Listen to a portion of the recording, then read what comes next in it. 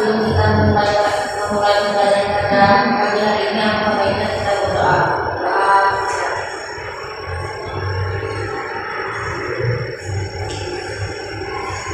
Selesai. Terima kasih Esti. Ikut lanjut absen dulu ya. Hari ini ada yang tidak berangkat namanya? Banyak semua ya? Baik, Ibu presentasi dulu. Esti hadir? Hadir, Bu. Gila? Hadir, Bu. Vina? Hadir, Bu. Alhamdulillah, hari ini semuanya hadir ya. Kita bisa mulai ini kesempatan pagi hari ini dengan keadaan sehat. Karena perlu kita ingat ya anak-anak bahwa setiap hari itu adalah kesempatan baru untuk kita terus belajar menjadi pribadi yang lebih baik lagi, bukan sekadar untuk mengetahui siapa yang paling cepat dalam belajar itu, tapi bagaimana cara kita memahami dan merealisasikan pengetahuan kita itu di lingkungan kita. Gitu ya.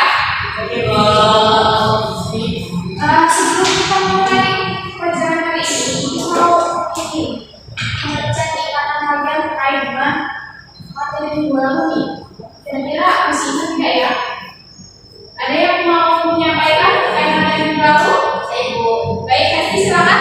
Minggu lalu mengenai materi kosakata serapan bahasa asing, Ibu. Baik, benar sekali. Ada lagi contoh yang bisa memberikan contoh apa saja sih contoh kata serapan itu? Ibu Vina silakan. Contohnya apa saja? Contohnya itu ada kamera, komputer, dan teknologi. Baik, benar ya. Ini semua itu contoh dari kata serapan. Nah, bisa kita pahami ya bahwa kata serapan itu bisa digunakan dalam teks deskripsi. Nah, tujuannya itu apa? Supaya bisa memperkaya teks deskripsi kita itu bisa dipahami dengan lebih baik dan lebih informatif gitu ya. Baik, untuk materi hari ini kita akan membahas terkait dengan memahami koneksi dan koherensi dalam teks deskripsi. Sebelum itu, Ibu pengen tanya nih, kira-kira kalian pernah nggak sih pas baca suatu teks itu kalimatnya itu ada yang tidak nyambung atau bahkan seperti loncat-loncat gitu, tidak satu, tidak padu gitu? Ada nggak? Pernah nggak? Nah, itu merupakan contoh dari suatu kalimat deskripsi ya, khususnya tidak memiliki koneksi dan koherensi. Hari ini kita akan bahas terkait dengan hal itu. Baik, bisa dilihat di salidnya. Seperti itu Ibu menyampaikan tujuan pembelajaran kita hari ini, yaitu kalian itu bisa memahami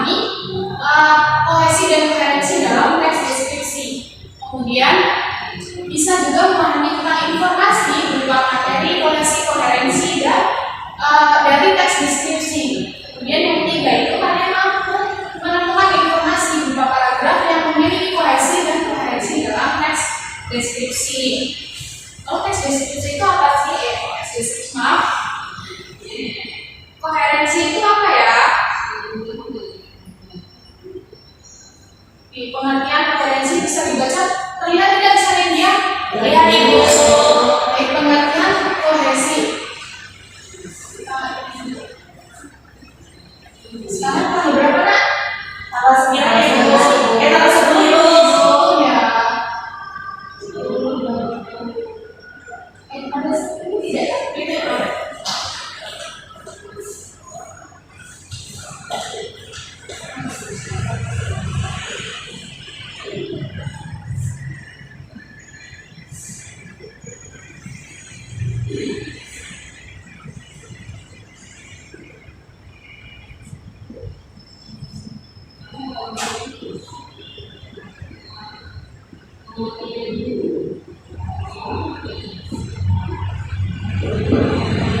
Bisa dibaca pengertian kohesi tidak?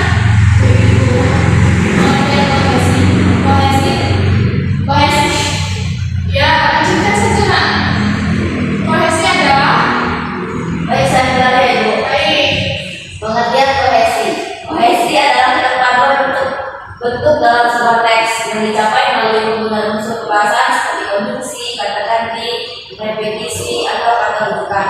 Dengan adanya kohesi, hubungan antar kalimat dalam satu paragraf menjadi lebih jelas dan terhubung secara struktural. Baik, bisa dilihat ya.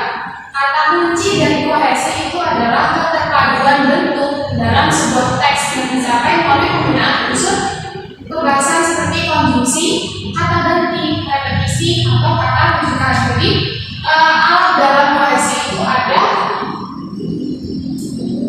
alat dalam kohesi. Yang pertama ada konjungsi. Konjungsi tahu kan apa? Tahu gitu. Ya, benar ya. Yang kedua ada kata ganti.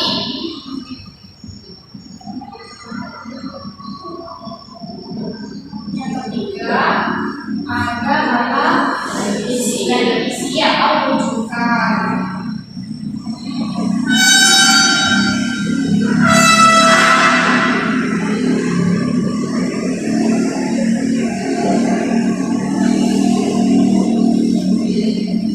Baik, nah, contoh dari konjungsi itu apa saja ya? Seperti konjungsi itu ada ya benar itu seperti apa enggak menghubungkan satu kalimat ya. Dan kemudian ada serta ya. Ya Ibu. Serta dan lain-lain ya. Kalian paham kan konjungsi itu? Paham, Ibu. Untuk kata ganti itu ada apa saja? Aku, Ya, itu kata ganti orang pertama. saya, Ya. kamu.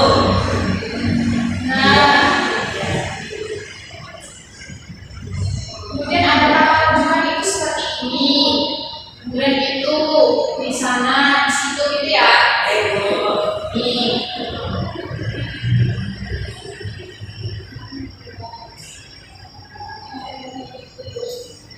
Untuk ini bisa dicatat ya nanti ya. Baik Ibu. Sekarang juga kalau pengertian koherensi ya. Pengertian koherensi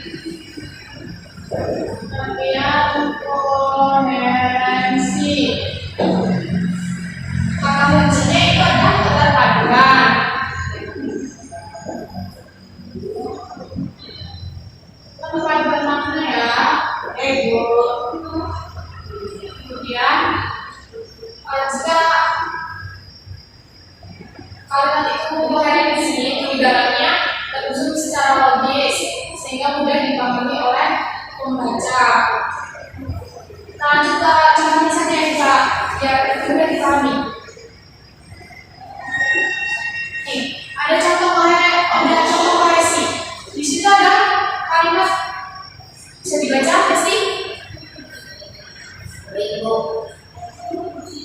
Boleh nggak Ibu? Kohesi. Dendeng yang ada di piringku seperti kurang menarik, padahal dendeng kalau buatan Ibu sangat lezat. Biasanya makanku selalu bertambah kalau Ibu membuatkan hal ini. Nah, di situ bisa dilihat ya. Di sini ada pengulangan kata, yaitu kata dendeng. Kemudian di situ ada kata ganti tunjuk, yaitu ini. Ada konjungsi juga, padahal ya. Nah, ini bisa disebut paragraf yang memiliki kohesi. Lanjut. Contoh paragraf yang tidak mengandung koherensi. Pak Wahyu mengajar bahasa Indonesia dan bahasa Inggris. Kedua, pelajaran itu diajarkan dengan sangat baik. Kata bahasa Indonesia dan bahasa Inggris pada kalimat pertama itu digantikan oleh kata pelajaran itu. Kedua kalimat tersebut memiliki Kohesi. Lanjut. Contoh paragraf yang tidak memiliki kohesi.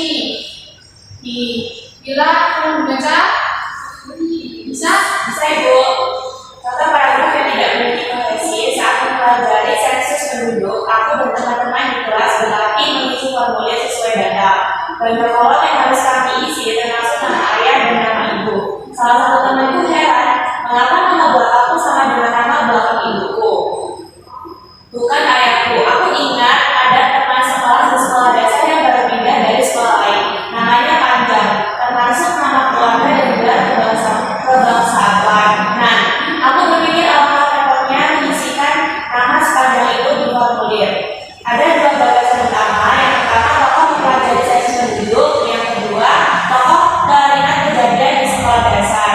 Agar ada kohesi, paragraf ini dijadikan dua sesuai dengan gagasan utama masing-masing. Kemudian kalimat-kalimat disesuaikan lagi. Nah, jadi pada paragraf ini itu memiliki dua gagasan ya. Jadi itu seperti tidak nyambung gitu ya. Nah, untuk menjadikan dia kohesi itu bisa menghilangkan satu gagasan yang tidak nyambung tadi, yaitu dengan menyesuaikan gagasan utama masing-masing, kemudian kalimat itu disesuaikan lagi. Contoh koherensi, yang ada kalimat garis keturunan dan kelompok masyarakat yang menjadi inti dari sistem kekerabatan matrilineal di Minangkabau. Ini adalah parwik yang secara harfiah artinya perut. Maksudnya memiliki bulan yang menghubungkan mereka dalam tali persaudaraan. Nah, di sini juga sudah ada pengulangan makna juga, yaitu dari kata perut tadi, kemudian ditegaskan kembali, yaitu maksudnya tali ibu yang menghubungkan mereka dalam tali persaudaraan.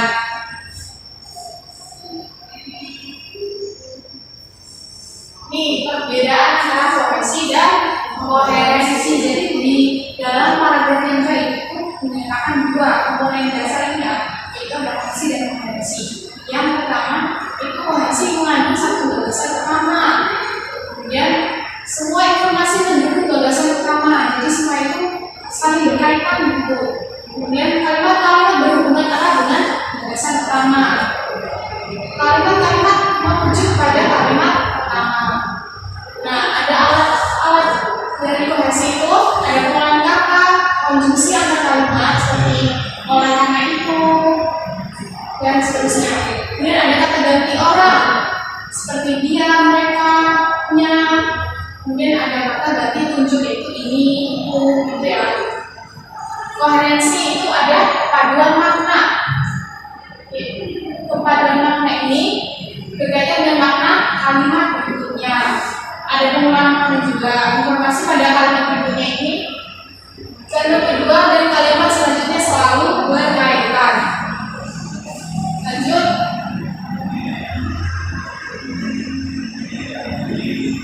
Di contoh paragraf yang tidak memiliki koherensi, Desi bisa dibaca? Contoh paragraf yang tidak memiliki koherensi. Bagi orang Minangkabau, garis keturunan erat sekali hubungan khususnya berkaitan dengan kemampuan menjaga budaya tradisional penting bagi bangsa Indonesia demi persatuan dan kesatuan. Perempuan dewasa atau ibu memiliki kedudukan yang tinggi dan menjadi lambang kehormatan keluarga. Ibu juga memiliki peran penting dalam mengambil keputusan dalam keluarga. Agar ada koreksi, kalimatnya tidak salah, warna merah dihilangkan. Nah, ya, kenapa harus dihilangkan? Karena pada kalimat pertama itu kan membahas tentang garis keturunan. Nah, pada kalimat kedua ini tiba-tiba membahas tentang budaya tradisional yang mana itu tidak nyambung dengan kalimat berikutnya, makanya harus dihilangkan. Gitu ya.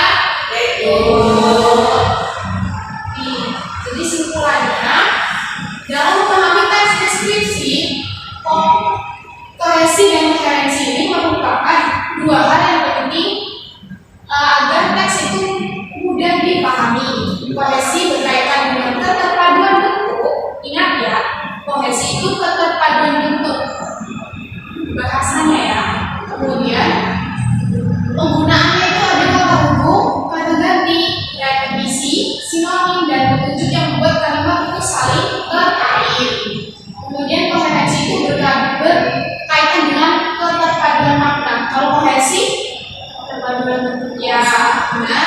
Kalau koherensi itu keterpaduan makna, yaitu kesesuaian ide, urutan logis, dan hubungan antar gagasan sehingga teks terasa utuh dan tidak membingungkan. Tadi sudah dipahami ya Pak. Dengan memperhatikan kohesi dan koherensi, teks deskripsi akan menjadi lebih jelas, tidak bertele-tele dan runtuh gitu. Enak kita bacanya, mudah dipahami juga. Sehingga pembaca dapat memahami objek yang dideskripsikan itu secara utuh. Baik, jadi mudah dipahami ya anak-anak? Bisa dipahami? Bisa Bu. Atau ada pertanyaan? Boleh kalau ada yang bertanya? Baik Bu. Cukup ya, sekarang mau kalian pahami ini teks. Coba dibaca. Ibu kasih waktu 2 menit ya.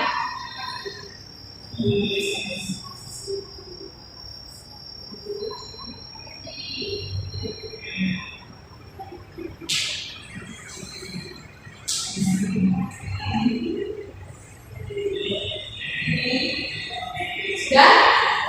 Sudah Bu.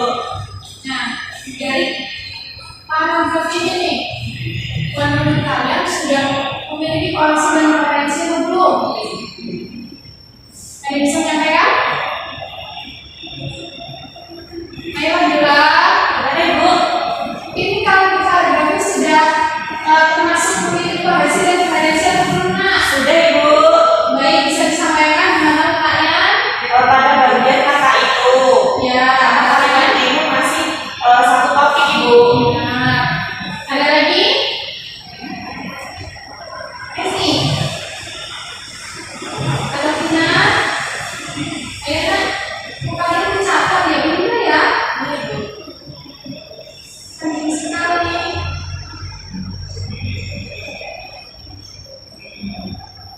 Nah, coba ya, berarti ini termasuk memiliki kalimat kohesi dan memiliki komponen kohesi dan koherensi ya. Karena di sini ada yang disebutkan kita tadi, ada kata rujukan yaitu ini. Terus kemudian ada memiliki ini keterpaduan makna juga ya. Baik. Sekarang ibu mau kalian buat nih kalimat yang dua kalimat saja yang memiliki kohesi dan koherensi. Baik, sekarang waktunya 2 menit saja ya.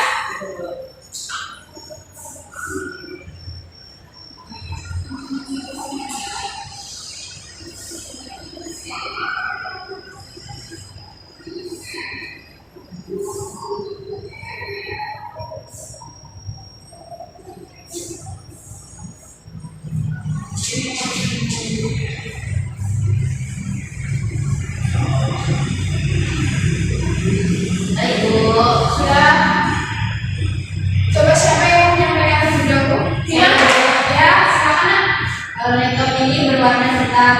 Di bagian bawahnya ada ventilasi kecil. Alat ini membantu saya mengerjakan tugas setiap hari. Kalimat yang ada referensinya di bagian apa? Itu ya, ya laptop ini. Nah, Siana, benar kan? Ibu benar Ibu. Itu ya, ada yang lain? Menurut saya Ibu. Cukup baik. Baik, begitu ya. Saya kira pelajaran kita hari ini terkait dengan profesi dan kompetensi sudah kalian pahami. Jadi, ada yang bisa menyimpulkan terkait apa saja yang sudah kita bahas hari ini? Gila? Ibu. Hari ini kamu sudah mendapat apa saja? Hari ini saya dapat materi tentang kohesi dan koherensi. Tadi udah disampaikan bahwa kohesi itu dalam kohesi itu ada fungsi, kemudian ada kata ganti, kemudian ada repetisi. Nah, tadi juga udah disampaikan soal contoh-contohnya dan saya sudah mulai memahami udah tergambar. Ada lagi yang mau menyampaikan? Saya Ibu. Baik, kasih silakan. Yang saya dapatkan hari ini mengenai kohesi keterpaduan bentuk kata bagian teks, kemudian koherensi keterpaduan makna antar kalimat atau paragraf. Keduanya penting karena supaya teks deskripsi bisa tersusun dengan baik dan mudah dibaca. Baik, baik ya. Kalian sudah bisa nih menyimpulkan jumlah kredit kohesi itu berkaitan dengan keterpaduan bentuk, sedangkan koherensi berkaitan dengan kepaduan makna. Jadi keduanya ini dalam teks deskripsi itu saling berkaitan karena kalau dalam membaca memahami ini apa saja sih yang ada di deskripsi itu, maksudnya bisa dipahami dengan baik, kalimatnya tidak terpisah-pisah begitu, semuanya bukan mereka. Nah, baik, jadi perlu diingat ya anak-anak bahwa dalam hal berbicara dan menulis itu yang diutamakan itu bukan hanya isinya, tapi bagaimana cara kita menyampaikan isi tersebut kepada pembaca atau pendengar, jadi mudah dipahami, begitu ya. Baik, sebelum ibu tutup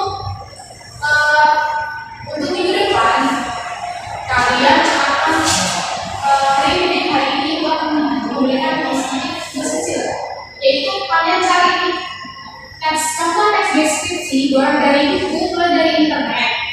Kalian analisis mana nih bentuk dari kohesi dan koherensi dan menyatakan alasannya begitu. Nanti kita bahas di pertemuan selanjutnya. Baik. Untuk pertemuan selanjutnya kita akan membahas terkait dengan ada yang ingat atau boleh buka bukunya. Kita pertemuan selanjutnya membahas tentang Memahami deskripsi visual dan infografi. ya memahami deskripsi visual dan infografi. Nah, itu berkaitan juga dengan teks deskripsi kan. Kalau teks deskripsi yang kita pelajari hari ini dan sebelumnya itu kan berkaitan dengan teks yang banyak bentuk tulisan. Nah, hari ini pertemuan besok kita akan kemudian di mana teks deskripsi itu juga disajikan dalam bentuk visual ataupun infografi, gitu ya. Baik, untuk pertemuan hari ini saya kira cukup. Apakah kalian ada pertanyaan? Cukup Ibu. Cukup, benar. Sudah bisa dipahami? Sudah. Yakin. Hari ini ya, benar sekali. Baik, sebelum kita tutup pertemuan kita hari ini, silakan menutup dengan doa. Sebelum kita masuk di pelajaran pagi hari ini, yang baiknya kita berdoa. Doa sesat. Baik, terima kasih Resti. Ibu ucapkan terima kasih untuk semangat kalian hari ini. Kalian luar biasa sekali. Aktif juga ya. Kalian sudah memahami materi dengan sangat baik. Baik, yang ke depan kalian juga persiapkan ya membaca bentuk materinya kalian itu usahakan membaca terlebih dahulu ya, supaya kita di pertemuan selanjutnya itu membahas itu sudah ada gambaran gitu, jadi tidak kosong ya. Baik, Ibu akhiri. Assalamualaikum warahmatullahi wabarakatuh.